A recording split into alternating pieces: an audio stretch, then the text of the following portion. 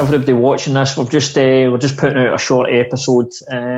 Obviously, with the big fight coming up this weekend with Conor McGregor rematching Dustin Poirier, and obviously Michael Chandler and Dan Hooker in the co-main event. It kind of sets things up nicely in the lightweight division. And obviously, Joanne Calderwood's going to be fighting Jessica Eye, and there's some other fun fights on the card. So we'll not be going over the full card. We'll just chat a wee bit about those fights I've mentioned there. So James, Conor McGregor's back after the Cerrone fight. It's been a while. It's before we actually get into the fight itself. It's kind of like similar to how the Cerrone fight, the lead up was. It's almost a weird Conor McGregor we're seeing. It's totally different for the Conor we're used to of years gone past. He seems like take his family out more chill. There's not that sort of back and forth he normally has. What do you make of that? Because obviously it's a big swing for Conor for the Conor that we're used to seeing. I think the fact it's a rematch has obviously helped with that. I think if he was facing somebody else that he maybe viewed as maybe a threat, he'd be employing his psychological warfare type of thing.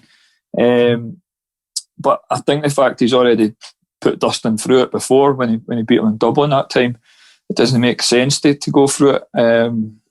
But I think you're seeing, I think that's some of his true character, to be honest. I think he is quite, he's a smart guy, him, in every facet of fighting and the business. And I think he got into the psychological stuff with guys like Poirier the first time, Dennis Seaver, Aldo, obviously, and it beat the guys well before he even put a glove on them.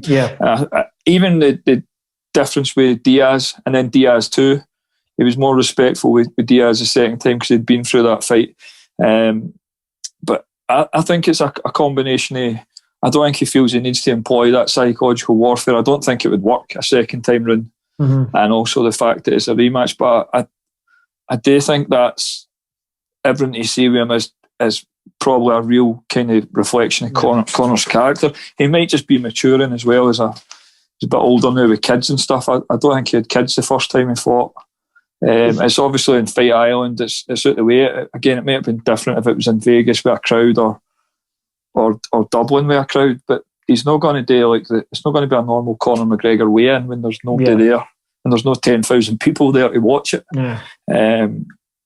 So it's been interesting seeing him like that. I think the Cerrone one, Cerrone's such he's kind of, he's at a stage in his career and stuff now where he's done that and everybody loves Cowboy. So if he'd come out and put the psychological stuff on him, everybody would have turned on Conor, I think. And he showed him nothing but respect. Like Conor's probably likes watching Cowboy fight as much as anybody else. So I don't think that was, I think that was again just him acting how he wants to act, or it was like a true reflection of how he actually feels about the guy. Yeah, well, he showed them everything but respect until the octagon door closed. Then he'll be the same on Saturday. Once he gets in there, it's different when you get in there. But I don't. The psychological stuff is so smart. Like some fighters are brilliant at it, and Conor's been better than most at it.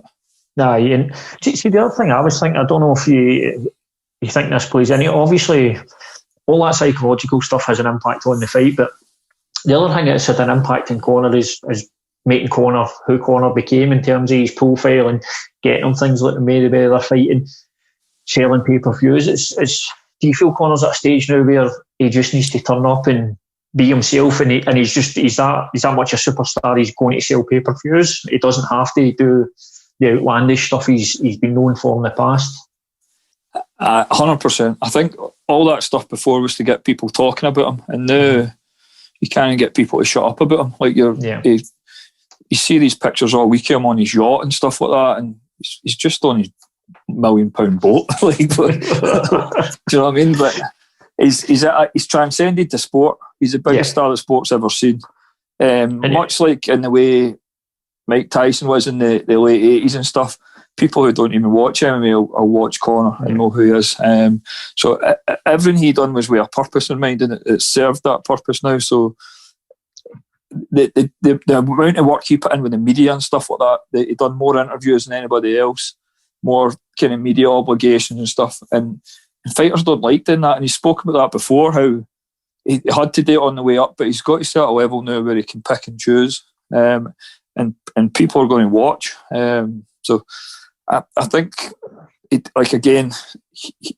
how many interviews have you seen with him this time? Like 3 or 4.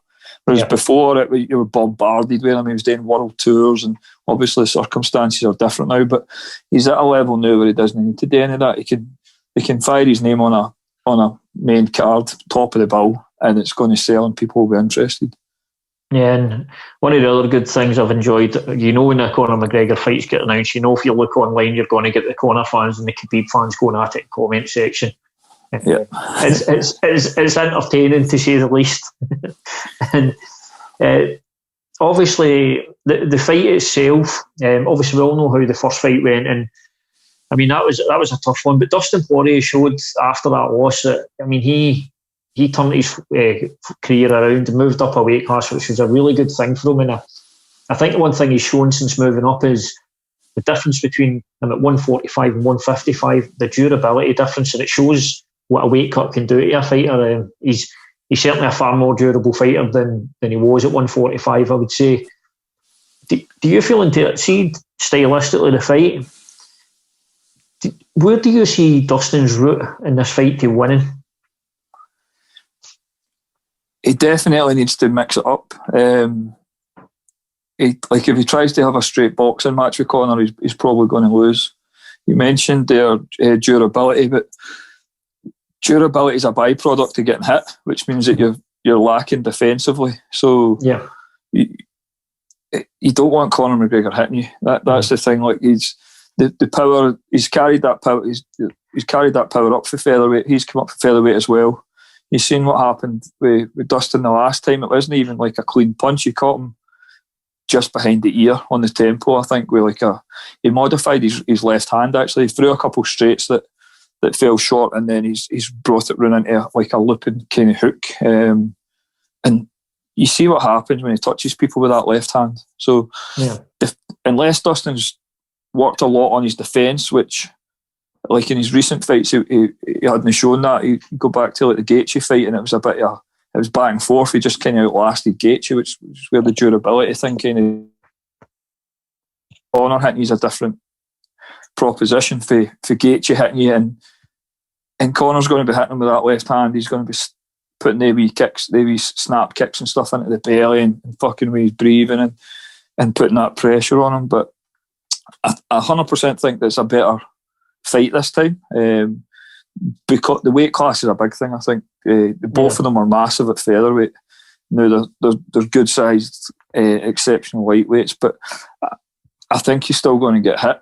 Whether he can take that to an extent where Conor doesn't get tired hitting him is probably what's going to win the fight. If he pushes wrestling and stuff just to get Conor thinking and maybe get him tired, I think that would be useful.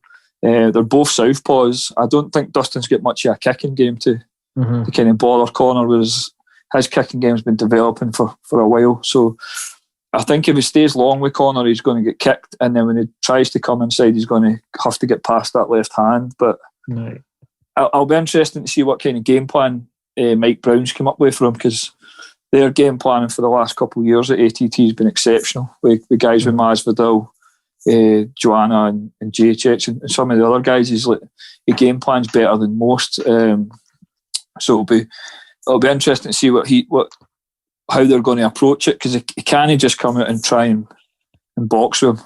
It's too obvious, and it's far too risky. And obviously Conor's going to have the reach advantage as well. I think he's got a decent reach on Dustin, I'm pretty sure, as well. Yeah. And obviously obviously that's the main event, lightweight, and then we've got the co-main event with Michael Chandler and Dan Hooker. Obviously it's a promotional debut for Michael Chandler, who's been plying his trade over at Bellator for many years. He has fought a former UFC champion in Benson Henderson, and Eddie Alvarez, who went on to become a UFC champion. We obviously seen what happened to Conor in that fight.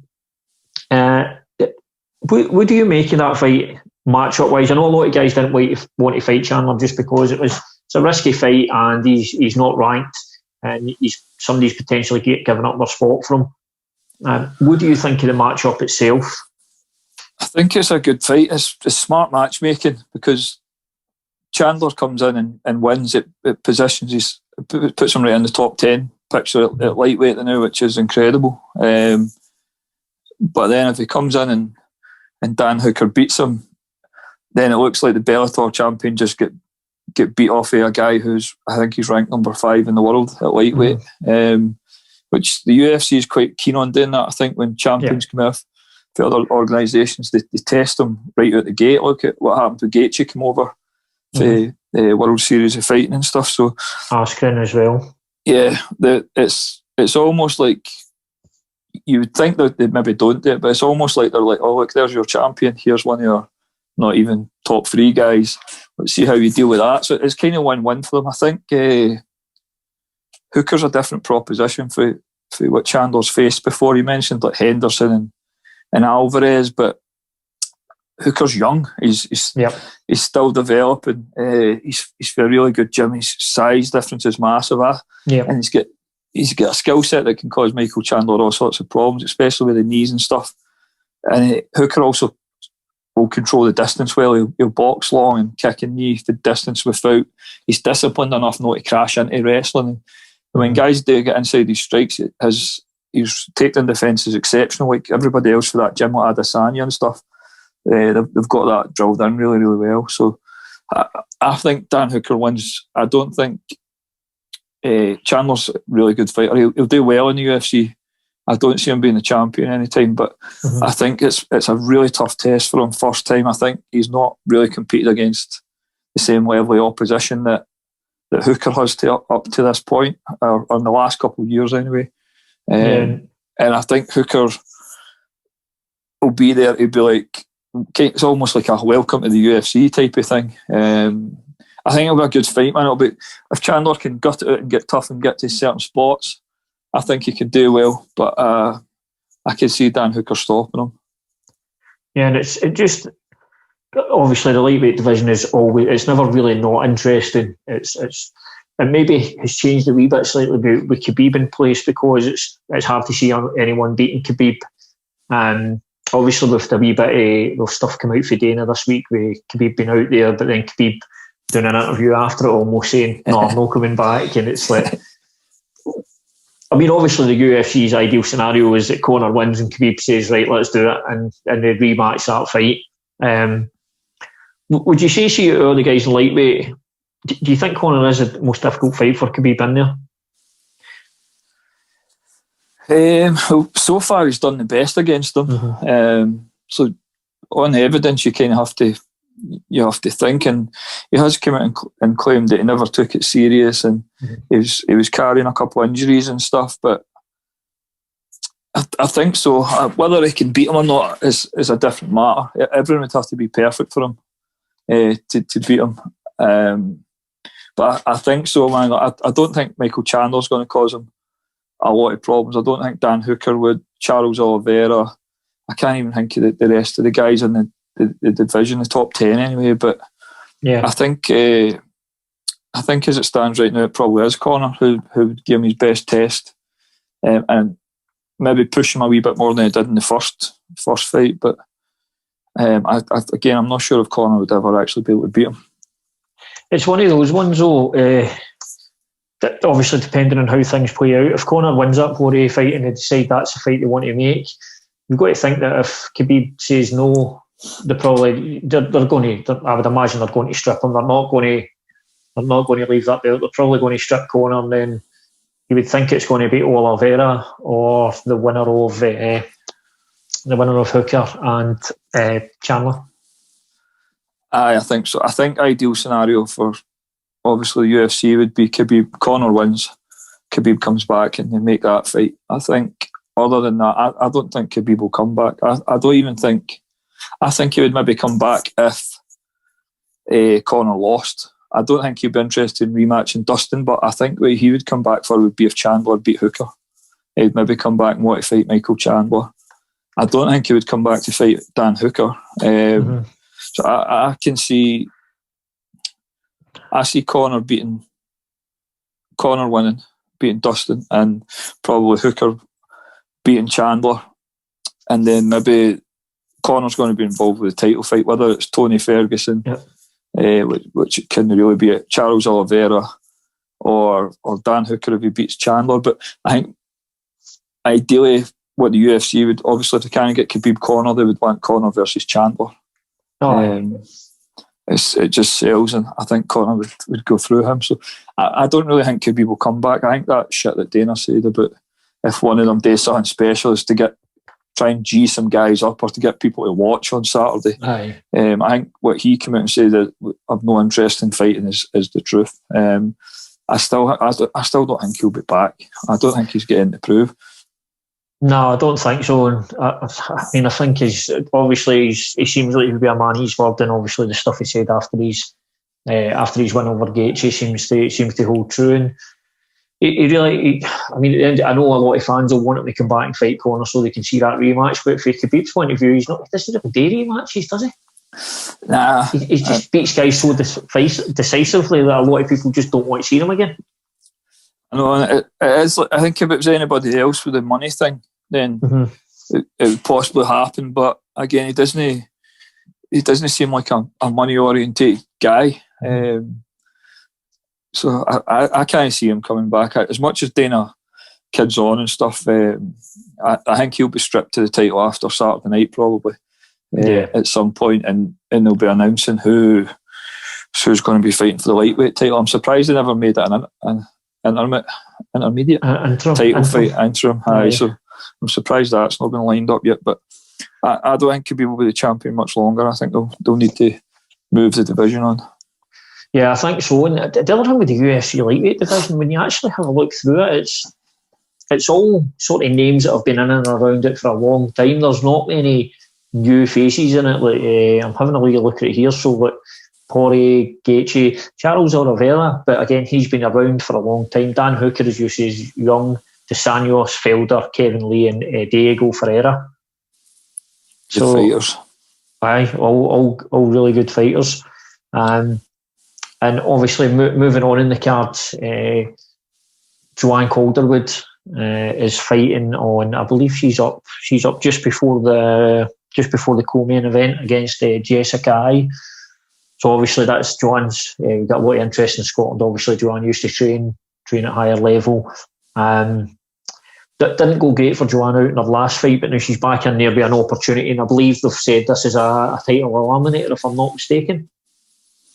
I'd imagine it is. I think it's number 6 versus number 7, isn't it?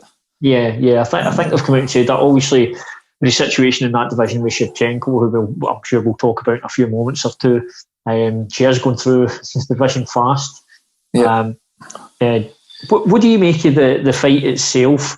It's obviously another big opportunity for both girls. How do you see the fight going?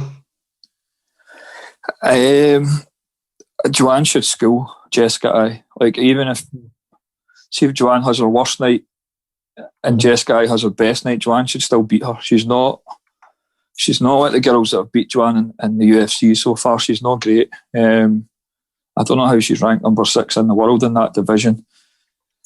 I think I'll be surprised if Joanne doesn't stop her. If she doesn't stop her, she'll beat her on points convincingly.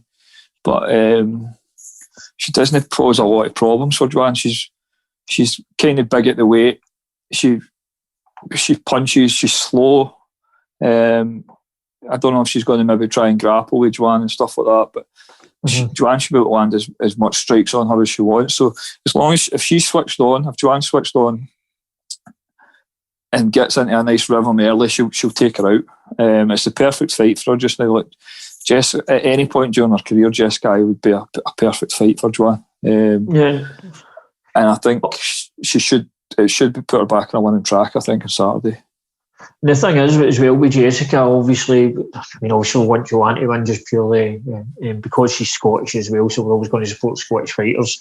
But we've seen Jessica in there against Shevchenko before, and I mean, that's one of the most brutal head kick knockouts I've seen. That was a vicious knockout, and obviously you could probably say this about any girl in that division, but you wouldn't imagine that fight goes much different, I wouldn't think. Nah, I can't even remember how she got positioned. That she must have. Did she not come off like a winner? Caitlin Chikagian or something? She beat Ferrara, Jessica Rose Clark, and Chikagian. Aye, so the Chikagian fight probably got her the title fight. But that fight plays out like that all day. That was a brutal knockout as well, and you don't really get a lot of knockouts in female MMA as clean as that. Yeah. But that was horrific, that one. And I think that would happen all day. I wouldn't be surprised if something similar happens at the weekend, maybe with an elbow or a knee to the head or even a kick to the head. But I think she eats a lot of shots, her. And I don't see, to be honest, I don't see Joanne giving Valentina any problems as it is right now either. But I think if she got the win and got her confidence back up and had the time to prepare for her, then she could maybe go in and look to exploit a couple of areas and stuff. But she's definitely a title caliber like fighter, Joanne. I mean, not Jessica. So she's obviously had that setback where she was in line for the title. Should have been the first Scottish person to fight for the belt. Yeah. She's took a risk. It's backfired. She put herself way down on the list now, but I think she can go out in style on Jessica at the weekend and make a good case for getting a shot at the belt at some point. I think she's about 35 now as well, so time's kind of getting away for her. It's sort of now or never, isn't it? It's one of these situations. If the belt's asked, and look, I don't think there's any female flyweight on that's about the now that I can think of that really that you would fancy beating Shevchenko. I just think she's that far ahead of everybody that inevitably the probably route for her is maybe her and Nunes again, because I mean that they were close fights. Do you think ultimately that fight would happen again down the line? I think so, man. Especially if she runs out of challengers, like if Joanne wins, then it puts her in a position to fight Shevchenko. It's a different challenger. But if maybe somehow Jessica does win and stuff, then you've got just girls around her that she's already disposed of. Moving up at some point is going to have to be an option for her. It's happened to other champions before, and she probably knows that she had close fights with Nunes before. I don't know why she's not moved up already, to be fair, because she's ran that division. She could have went up and just kept her belt and took a chance at the bantamweight title, because Nunes is in the same boat. There's not really a lot of challenges up there for her, but it'll be interesting to see what happens with her. Brilliant. And just before we finish up with this, just a couple of things I wanted to quickly get your thoughts on. Obviously we've just had the Holloway fight there. Very impressive from Max. Output was ridiculous. What did you think? I know I've saw obviously what you've put in social media in terms of the fight overall itself, because it was so one-sided. Calvin Kattar probably Scorner should have maybe pulled him out there and saved him taking a lot of damage. But in terms of Max's performance and the way he fought, what did you make of just his performance in the fight? He was sensational. I thought he looked excellent. There's a lot of stuff going on with his game that people miss, with his setups and his fakes and his shot selection. His footwork's incredible. He just gets into a rhythm with his feet where he can do what he wants. Like, you've seen this when he was coming in and landing shots and then making the guy miss and then coming back in and stuff. And I think, to be honest, Calvin Kattar's style's tailor-made for Max Holloway, because Calvin's a hard counter puncher.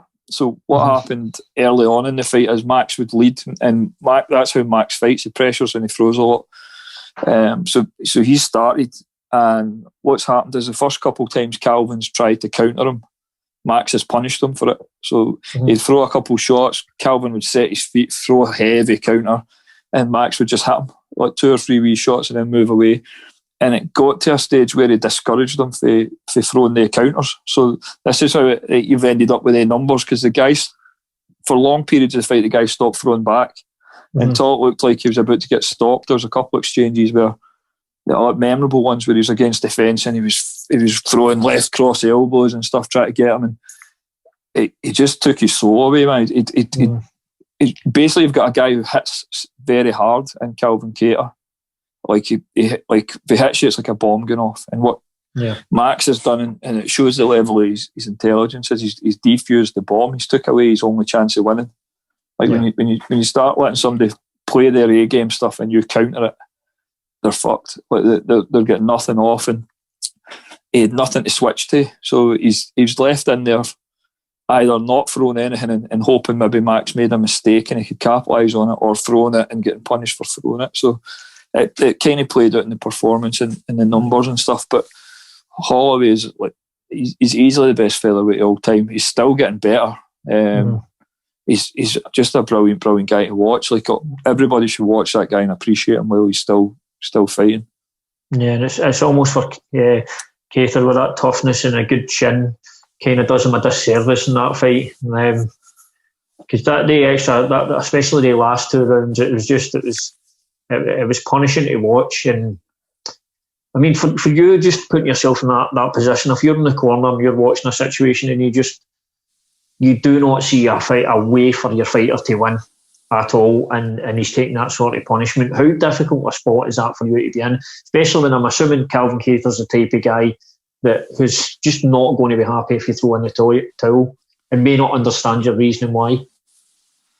It is a really hard position, man. Fortunately, I've never been in it.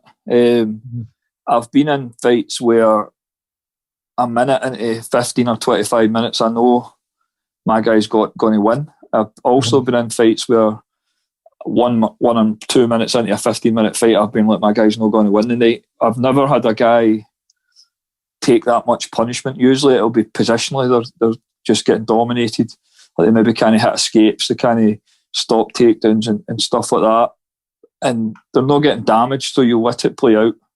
And like, maybe they can catch them, it's got to start again. Round 2, they've got to start back on the feet, or round 2, they've got to get the takedown first, or whatever. But I've never had a guy just getting punched and kicked and elbowed and kneed and not being able to return fire, just missing and missing and missing. Yeah. And I would like to think that I would make the right call at the time, but it's such a hard position to be in for the corner man. It's the fighter you'd hope the fighter would understand, but you're seeing this more and more now. In boxing, that isn't something there's no stigma involved with that in boxing. Like, it happens quite a lot. Like, guys will like, right, he's not going to win, throw in the towel, he can go back to the gym, he can fight again, and we can fix things. Whereas there's this thing with MMA where quitting seen as like the ultimate. You just don't do it. Like, you don't quit. You see guys passing out in submissions because they'll no tap or not tapping the strikes and stuff, and almost to an extent where if the corner does it, the fighter feels betrayed by them. Which it shouldn't be like that. Like, you need to think of the longevity. You need to think of the guy's health. He's got to go back to his wife and his kids. He's not making life-changing money there. Like, people are like, oh, it's cool, he got 50 grand bonus. And I'm like, what's that going to do? I'm like, it's not going to change the fact that in round 4 he took 151 strikes, like, to his brain getting damaged, or his body, or anything else. So you would like to think that the corner man would make the right decision. There was an interview a couple of years back with Faraz Zahabi saying that he would do it without thinking about it. And I don't think he's been in that position yet. So hopefully for me it never comes up, but hopefully at the same time, if it does come up, then I'll make that decision. And if my fighter's not happy with it, then I'll need to live with it. But it's their health at the end of the day. You have to take into consideration. Brilliant. Well, that's us for this show anyway. So obviously UFC 257 is, it will be out. I won't say when because I don't know when we're putting this show out. So UFC 257 has come up. And just remember, if you're illegally streaming it, Dana will catch you. So obviously don't do it. But there's some good sites, by the way, out there that do it.